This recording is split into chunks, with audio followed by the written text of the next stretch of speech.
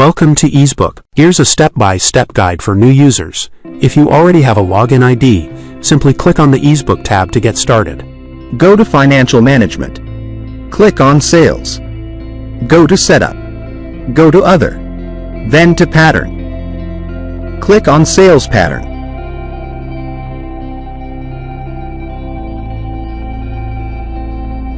Click on Sales on yellow button. Select Header 1.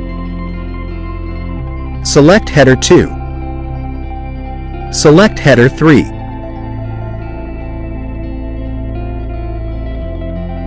Select Header 4.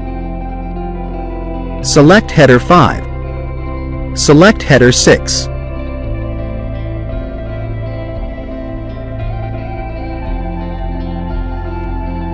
Select Header 6.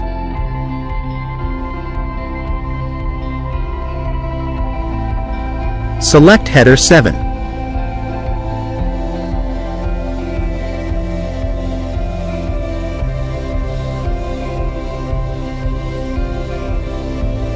Update pattern. Sales trends and patterns are the movements and changes in your sales performance over time, such as growth, decline, seasonality, cycles, or anomalies.